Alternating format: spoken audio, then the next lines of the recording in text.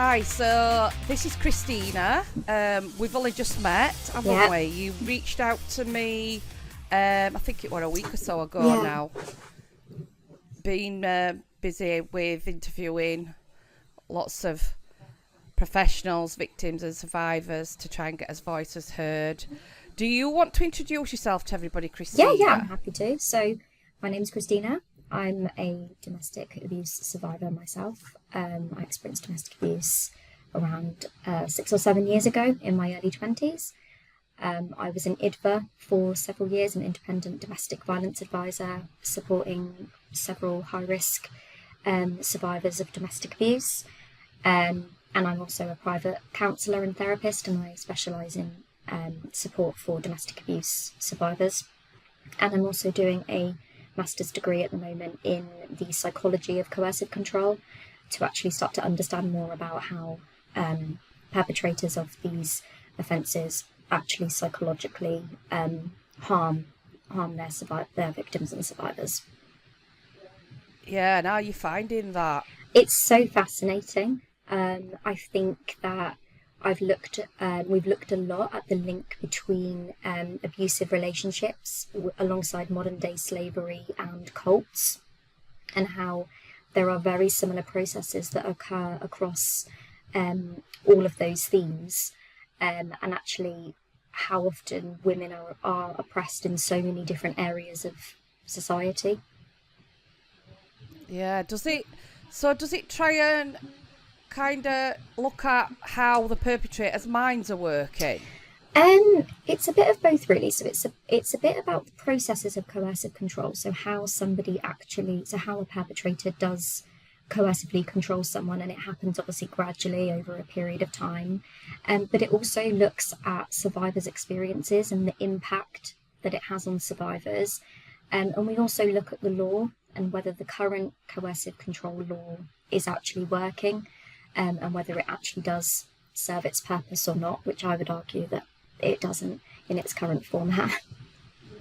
Yes, and I would say it doesn't either, because it's not even being implemented, is it? No, and when I worked as an IDVA particularly, I saw that it was almost seen as like an add-on, but only to people who had experienced quite high-level physical abuse. It would be seen as like an add-on crime, but it's not. You know, anybody can experience this at all levels, and it's not being used in the way that Evan Stark, who created the theory, intended it. Yeah, it's actually under the Serious Crimes Act, isn't it? On the Domestic Abuse Bill, on Section 76.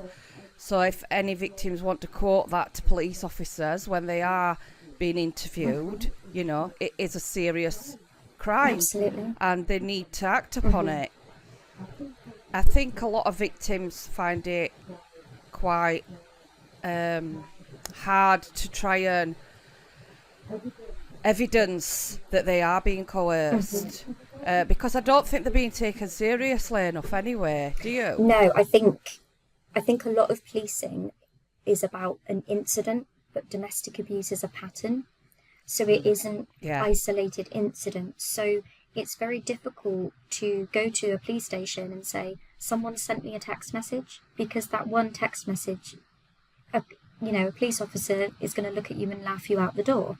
But actually it's, what is that text message in the context of every other message, of every incident? And it's very hard for a survivor to go and feel like they're going to be believed, and to actually, even for them to make sense of their own experience is hard enough sometimes. Yeah, it's almost like a code, isn't it? You know, like the messages, it's almost like a coding, because it's, to the victim, that message is very hard-hitting, isn't it? They know exactly what it means. But unless it says something like, I am going to kill you, the police just won't acknowledge it, will they, as such? No, absolutely. And that's when people feel, they don't feel understood, and that's why a lot of people don't feel safe to go to the police, because they don't feel that they're going to be protected with how the current law and crimes are policed. Yeah, 100%. I've just said to you before we started that you look very, very young, but you have got a lot of lived experience, haven't you, from both sides of the fence. Like me, you've seen it from both pairs of eyes, really, haven't you? So I think that makes it more difficult for you to try and get your head around how it's not working when you are trying to support other women that's going through it, because you've been a victim yourself. Absolutely. And then you see how they're being failed so badly. It just angers you, doesn't it? It really, really frustrates me. I totally agree. You wanted to. You said to me that you wouldn't mind speaking out about your own experience. Absolutely. So I met my ex-partner when we were in our early 20s, and our situation was quite unique in that actually we didn't meet in this country, we met abroad. So we met in China, and we were both teaching English out there at the time. And so I was already quite isolated from everything I knew, my loved ones, my friends, what I'm used to. And he was very controlling from the beginning, and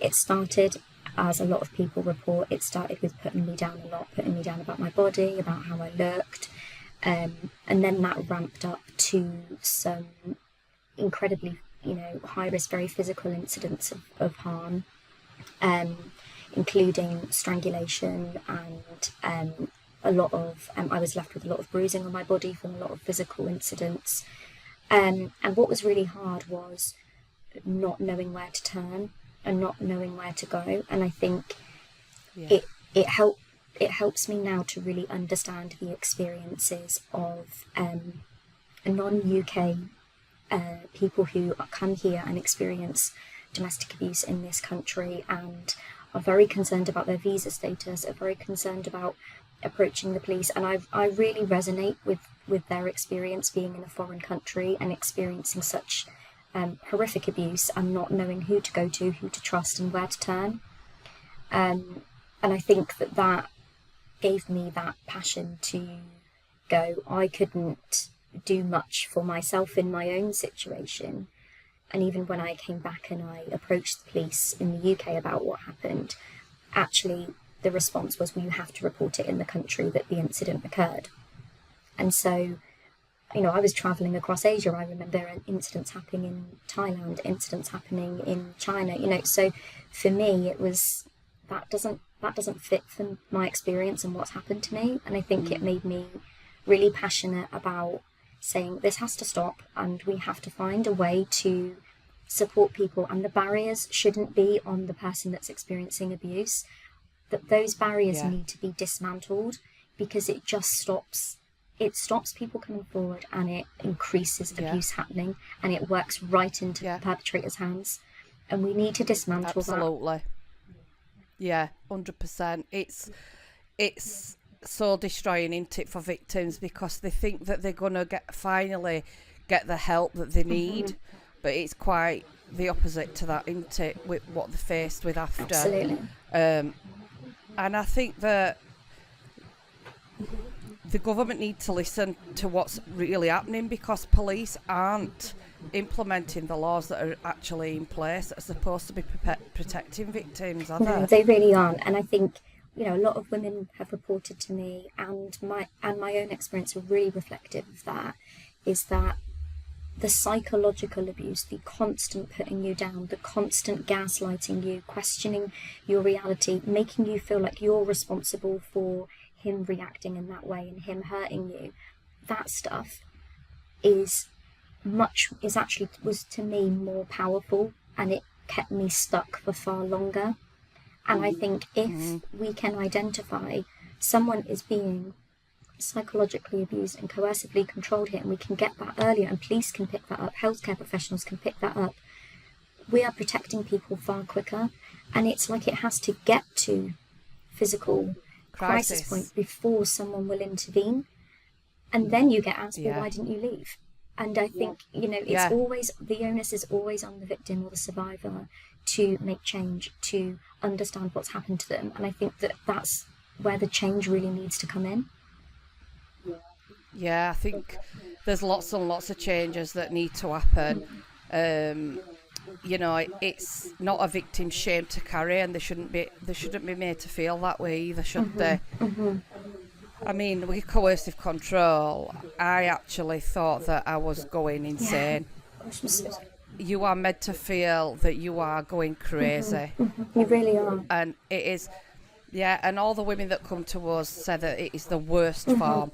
The worst form of abuse is the emotional torture and the coercive control. Totally agree. It's just cruelty, I isn't totally it? agree. And I think the most successful perpetrators are the ones that get you to harm yourself and dislike yourself, rather than them actually having to lift a finger or do anything.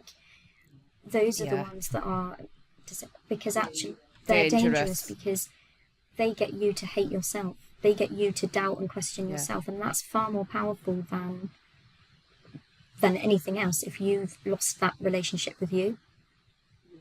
Yeah.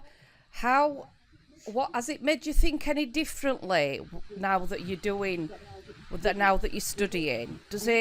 Has it gave you a different view, or has it just sort of give you that confirmation that I bet you already knew the majority of it anyway, didn't you? I think once you've experienced it, and you do go on to do training courses if you want to do into that line of work, it's a bit like, well, I already know this because it's happened to me. Yeah.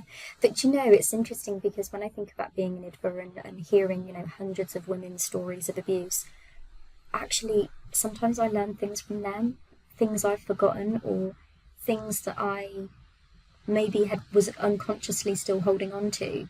And actually, it's like women supporting women. We're all learning, we're all understanding, we're all on that road to recovery. We're all, you know, still putting the pieces together sometimes years later. And I think I just really value that like even in their moments they could be you could be teaching somebody else and helping somebody else. Yeah, and I think it's a natural thing for women to want to support other women. I know certainly when my situation all kind of came to a head, that I wanted to, if I can help one woman not go through what I went through, then I'm happy with that. And I've helped quite a few women through it, quite a few that would say that they wouldn't be here if it weren't for Resolute, and that kind of is what keeps me going, I think, because there've been so many times where I've just thought, I can't do this. It is just so destroying when the services and agencies that are supposed to be helping and protecting are not doing that. We should be able to phone police up and go, right, this is happening, please go and arrest the perpetrator. They've got the evidence, please go do it. And unfortunately, it's taking days, weeks. You know, it's just, there's so many incompetences with it. You've got PCs that are the first point of call that aren't trained, let's face it, they're not trained, and they're the first ones that are speaking to victims. It's so true. And I think that's a massive mistake straight away. Yeah, exactly, because, you know, if you're a survivor, you're already you're in a state of crisis, you're traumatized. That first person you speak to about your experience is crucial to what direction you're then going to go in. Because if somebody at any point had stopped me and said, Christina, you've changed, what's happening to you, you're not yourself anymore, like, you know, you've lost weight, you seem sad all the time, can I help you, what's wrong, like, let's talk about it, what's going on at home, those questions, someone just showing up for me, that could have changed my experience a lot sooner. Do you think it would have? I do think I can only obviously speak for myself. I think it would have helped me because I was very isolated and I was in a country where I didn't, you know, I did have friends and colleagues, but I didn't have a big social support network, and I didn't have a lot of people that I trusted. And I think if I had someone that I know and love, and someone who's known and loved me for a long time, and they were seeing this happen to me, I think I would have found it easier.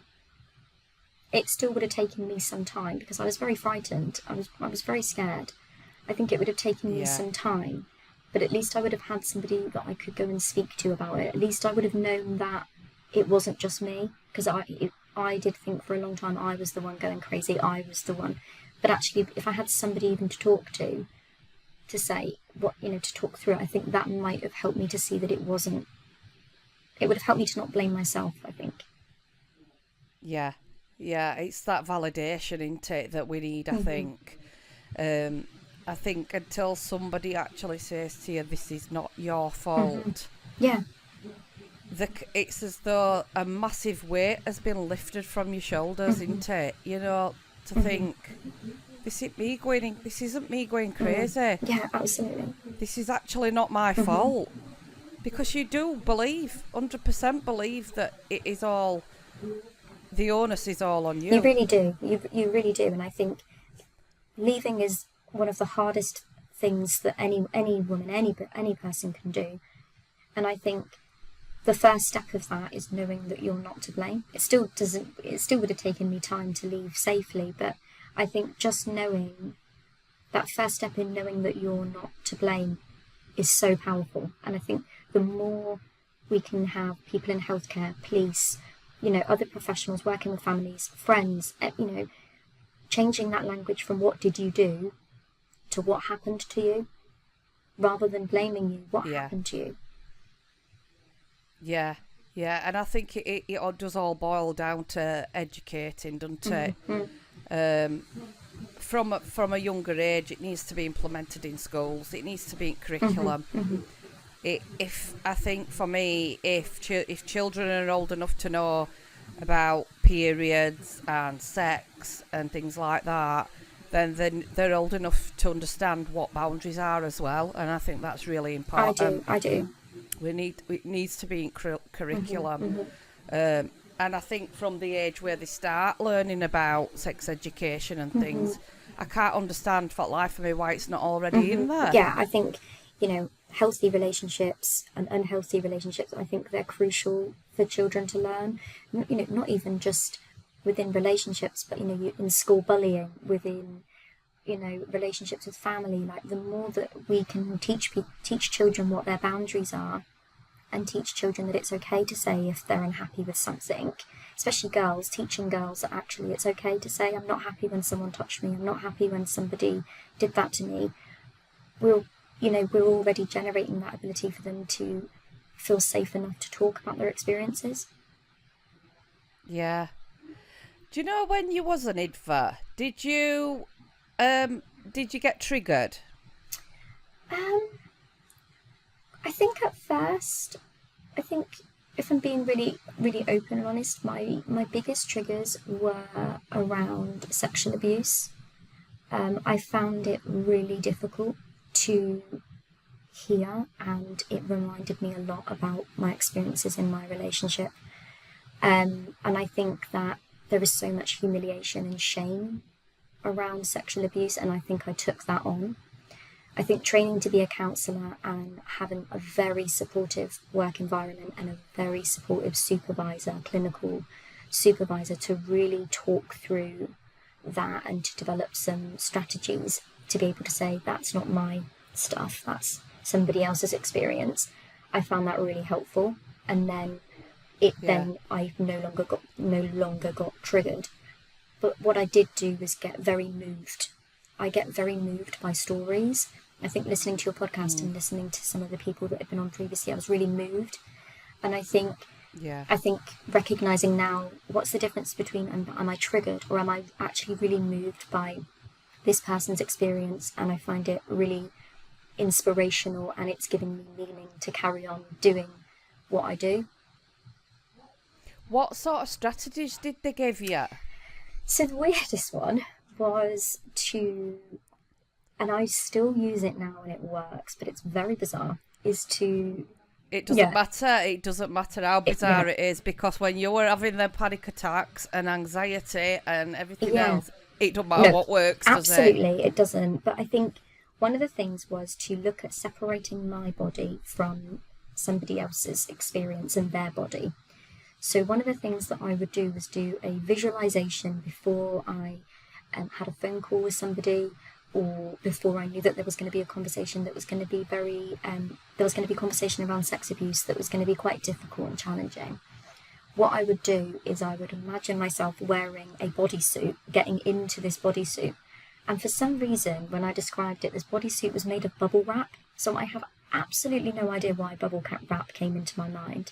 But I would visualise myself wearing... Oh, no, I get that. I get that, yeah. So I'd visualise myself wearing this bubble wrap suit. And I would think of it all encompassing all around me. And any time anything tried to get in that was triggering or upsetting, it would bounce off it. And if I was stressed, I could pop the bubble wrap. Yeah. And I still use it now. Makes sense. That's not bizarre. That makes sense, because the bubble wrap is your safety. Yeah, so it was like a containment for me and my body, and it really works. And I still sometimes use it now if I need to. Yeah, but I still think that you need to go through the processing. Yeah. It's the processing, reprocessing into Yeah, and I do have clinical supervision. So once a month I will, talk to a supervisor about anything that's come up, anything that has triggered me, because, we are all human, and when you're hearing stories of abuse. Yeah, you'd have to be made out of stone, wouldn't you? You would have to be made from a brick wall for it to not affect you. I mean, I think I've built up quite a strong resilience to it. I think that my hairdressing career put me in good stead with that. Okay, yeah. Just hearing lots of different things from different clients, and that kind of made me quite resilient. And I think that you've got to find some peace with it at some point, ultimately. And because I think, but unfortunately, I don't think the system allows you to find the peace that you need. I think that once that's all come to a head, it's kind of like jumping off a roller coaster, isn't it? Because you've been on this roller coaster for such a long time, just going round and round on it, up and down, that when you got off it and there's nothing, that's another set of emotions, isn't it? Absolutely. Because that's the time when you do need to deal with it. It's kind of like... Yeah. Because I think while it's going on, you haven't got time to process any information really properly. So true. You're in a state of trauma, aren't you? That's so true. And with my masters, I'm doing a dissertation this year, and I'm really passionate about looking what is the impact of coercive, what is the impact of these women's lived experiences. Actually, is that impact for 6 months, for a year, for 5 years, lifelong impact of this. And in my own experience, and I've actually had a lot of women tell me this as well, when you've left, actually psychologically your mental health is often worse, because you've just lived in this state of survival, just getting through each day, just trying to work out what's going to make him happy. What do I need to do to change in order to keep him okay and minimise anything, kicking off. But then once you've left that, you're like, well, what do I do now? I'm left with all of this, and I'm actually really distressed, and I've got I don't know where to go. And I think that's almost harder in a way. Yeah, because you've normalised that behaviour. So that's become your normality. And then once you've gone, you've got to try and re-educate yourself back into reality. Yeah. It's so true. And that's the thing. It is. It's very... I don't know. I had to rebuild. It takes time, and I think you've got to give yourself a break and just... don't be so tough on yourself. Why am I feeling like this? Why can't I just move on. Why is this happening to me? And I think it's really important that we do let other victims and survivors know that it is normal to have these feelings, and they do come flooding back at certain times. They do. And one minute you can think you're okay, and then next minute you're back down again. Absolutely. But I think it's important also to keep empowering them enough to know that they can get back up, and they will get back up. I always, in my private practice with, domestic abuse survivors, I work a lot on supporting them to develop self-compassion. So compassion for the self, compassion for what they've been through, compassion for how they're trying to survive every day. And so for me, it undoes the work that the perpetrator has successfully done of telling them that they're awful and horrible on repeat. But also it also kind of helps to generate kindness and love within ourselves, and to really be more compassionate about our own experiences and what we had to do to survive in those moments. Because we do have to act out of accordance with our morals in abuse, because at certain times, because we have to do that in order to survive. And a lot of people carry that shame as they leave the relationship, as they try to live their lives. They're still holding on to all of that shame. And I think helping people to start to let go of that shame is just such an important part of recovery. Yeah, I think talking therapy is good. Some women that we support are happy with group settings, some prefer one-to-one settings, but they have built some amazing bonds up, and they are pretty much there for each other. They have all got each other's backs. It's almost as though they found their tribe. Yeah, the value of finding people who just understand what you've been through, and you don't even have to say it. They just know, that you've got that shared experience and you're not alone in the world. Yeah, and it literally happens to anybody from any form or walk of life, doesn't it? Anyone. I've supported social workers, I've supported people in local councils, I've supported nurses, I've supported people who have, mums to the most beautiful sets of children. Like, it can literally happen to anybody. Yeah. Did you tend to find that there was more cases of physical abuse rather than the coercive control? Because I tend to find that there's more of the psychological abuse rather than physical. Yeah, I think overall there are generally, from what I'd seen in as an IDVA, there was generally more survivors of coercive control and psychological abuse. And I think that was like the trend throughout the whole relationship. Whether there was physical or not, there was that underlying current of control and psychological abuse. And then in terms of physical abuse, as an IDVA, when you're dealing with quite high risk cases, you tend to see physical abuse quite frequently. But I think one of the things that I always found really interesting was that those that were in psychological abuse and coercive control where there wasn't physical, I felt that they tended to last longer. And I supported a lot of people that were elderly, that had been in relationships since they were teens, that had been suffering. And you just think, gosh, it's the longevity of that. Your most of your adult life, you've experienced this kind of chronic control and chronic put downs, like just the impact that must have. Yeah. And what it is quite common, isn't it, where it does happen with the elderly. And I don't think it's something that is talked about a lot. No, I totally agree. I think there's a lot of shame. But yeah, there is, and I think when they've been together for so long, it's that they know no different, don't they? No, exactly, and that's very hard to walk away from. It is, and to start again as well. The thoughts for some older women of having to start to rebuild their life at that age is very, very scary. Yeah. Oh, it must be terrifying for them. My heart goes out to them when they would tell me their stories. I just thought, gosh, that's so hard to walk away from. Yeah, but then I have supported women that have have left, and they've gone on and they're having time of their lives now. Yeah.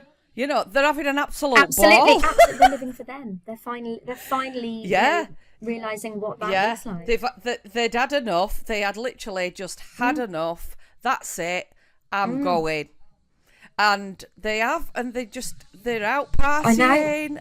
They're going out, doing what they want, you know, and they're living the lives that they've never been able to live. And I love that, because I just love that. When I see recovery, you know, a lot of people talk about post-traumatic stress and PTSD and but I also think, and I think that some, you know, perhaps people like us who go into this kind of field, I think post-traumatic growth is so undervalued, and actually how, like, you can make meaning from your experience and then live your life on whatever term you want. I just think that that's so powerful. Yeah, and I think it's an important message as well to give to other women, that you can use your experiences to help others. Absolutely. By speaking about it, just by even just being open and speaking about it, just to try and help anybody that's going through it, because when you're living it, you just can't. I could see a way out, and I was in another country and I didn't know where to go or who to turn to or who to tell. It's very, very scary, but we've opened a building in our town centre because I want that building to be publicly known, because I think it's really important that there is places that women can go and get that support if they want it, or they can just come and have a chat. Some women are going through it and they don't even know they're going through it, do they? It's just having a safe space. I think safe spaces are so important, just for people to have that opportunity to know where to go. Yeah, it is very important, and I didn't want it to be this shameful thing where, you know, we're still living in this era where it's like, oh, battered women, you know, and I just think, oh my God. But that's not the real lived reality for most survivors of abuse. It's not the battered woman. That's not the reality. That's like 1% of the time, if that. The reality is constantly, every single day, trying to make micro decisions and wondering whether or not you're going to get in trouble for that decision, and wondering where the next control is going to look like. Why do you think that these men do it to us? I think there's a lot of layers to it. I really think gender in society is one of them. I really think learnt behaviour, that men are powerful, men can control the world. I do think that a lot of that is drummed into young men. I think a lot of, like, the rise of, you know, pornography and things like that creates a lot of disrespect towards women, and I think it changes how men view women, and it objectifies women in a lot of ways. I think that for some, I'm not saying for all, you know, some perpetrators have seen that in their families and genuinely just don't know any different. They just think that that is how you treat a woman. And I think from my own experience, my ex-partner witnessed abuse in his childhood, and I think that he felt that he was then justified to then carry that on into his own adulthood and in his own adult relationships.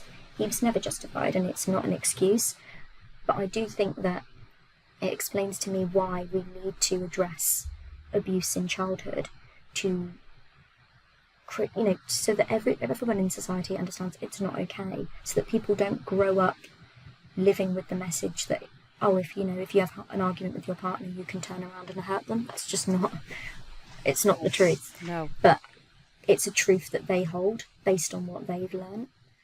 And it's wrong, and we need to address it, and we need to call it out, and we need to show them a better way of being. And if they can't, then the law should be on our side when that happens. Yeah. But I think as well, if women are empowered enough to know at the beginning when something isn't right, then, you know, maybe that that's going to help break the cycle as well, isn't Totally it? agree. I think it's education. It's just ensuring that everybody knows what healthy looks like, what unhealthy looks like. And I saw something the other day, and it was thinking about, like, it was talking about, like, amber flags. So not, like, massive red flags, because perpetrators of abuse don't show you that they're a perpetrator of abuse on day one. So it's about, okay, actually, that process of getting to that, how can we identify people here so that that person hasn't entrapped their survivor, and then their survivor's got nowhere to go? So I think it's looking at things like, oh, okay, he told you not to go out with your friends tonight and to stay in with him. Okay, that's happened 2 or 3 times now. Okay, that's starting to look like a pattern. Okay, is that healthy? Is that unhealthy? So I think it's looking at it further down before it gets to a point of crisis mode or control. Yeah, and I think that's quite a tough one to try and calculate, really. Massive. Because it's particularly beginning of a relationship. You think to yourself, oh, that's lovely that he wants to spend that time with me, don't you? And I wouldn't necessarily consider that love bombing as such either.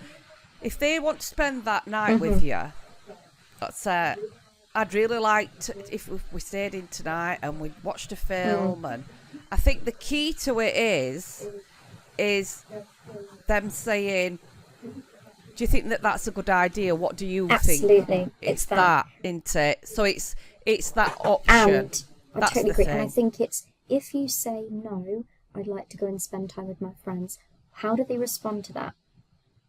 Because if their response is healthy, like, absolutely fine, cool, go and spend time with friends. But if then they start to get frustrated and upset with you, make you feel, that then is when it's like they haven't respected your boundary or your wants. Yeah. Or the silent treatment, so that they've got that, so it makes you feel guilty, because then in time what happens is, you know, you don't go anymore, do you? No, exactly. Because it's not worth the consequences. Yeah. So it's like, how do they respond when you're showing up as yourself and that might not be in alignment with what they want? Do they respect your difference in opinion? Or do they start to make you feel bad, make you feel guilty? Or how does that look? Yeah. Yeah. Another classic one is, you know, the comments, the silent treatment and things like that would start leading up to me going out anywhere. So say if I was going out on a Saturday night, and I'd have to tell, you know, I'd have to book it in advance, you know, it would start probably Wednesday, Thursday, so that by the time it hits that day, I wouldn't want to go, so I wouldn't enjoy it anyway, even if I did go. And another classic thing was, he would get my youngest son to actually ring me crying while I was out. So then I'd be coming home. Yeah, of course. And you'd feel like a guilty man. That's another thing. Yeah. It's all these tactics, isn't it, that they know that they're doing. And it's about, I think it's about women recognising that earlier on. You know, that how somebody's going to react to certain situations and picking up the negative reactions. I think that's the point we're trying to make. Absolutely. And also other professionals, but friends, family members of that perpetrator, actually calling that out, you know, saying, actually, do you know, mate, it's concerning that you're not allowing her that freedom to go. What's going on for you there? Do you think you might need to go and speak to someone about your own behaviour? Like, I think we also need to do more calling out of behaviour that needs to change, and saying, you know, whether that is a friend or a family member or, you know, a professional noticing it because they're working like with the family. Like, I think it's about actually also recognising that needs to be challenged earlier. As early as we can challenge that, the better. Yeah, 100%. It's been so lovely speaking to you, Christina, and it's been lovely to meet you. And please keep in touch, because what we need to do is get a collaboration. Absolutely. We all need to be working together on this, because I don't think you know, been saying this for a long time now, when it has to be, we have to come together in mass, Absolutely, don't we? we do. We just need to get the message changed. Yeah, and I think we need to be starting to try and be as positive as we can about this, and so we are going to conquer this. Absolutely. Because I'm certainly not going anywhere. Me neither. And I'm sure you're not I've got either. a few years left in me, yeah, I'm sure. Yeah. So, yeah, definitely keep in touch, won't you? And then if we've got any campaigns or anything like that, Absolutely. you know, because we've all got to fight this together. Absolutely. We've all got to play our part, and we can do I almost see it as like we're all a piece of the puzzle. Yeah, we are, absolutely. And it's that bravery of speaking out, because the more that speak out, the less taboo it's going to be. And that's the point of these podcasts, as well as trying to get the government to listen to what laws need to be changed. It's also about trying to get others to be brave and come forward and have your voice heard, basically, so that the more that do that, the more chance we can change things. And if anyone is listening and they are going through it, you know, you're not alone, you're not to blame, and there are people here who will care and listen and support you to get to where you need to go at your pace. So, you know, just in case anyone is hearing it. Yeah. You know. Yeah, absolutely. And they can always contact us at Team Resolute. Yeah. So thank Thank you you so so much. Thank you.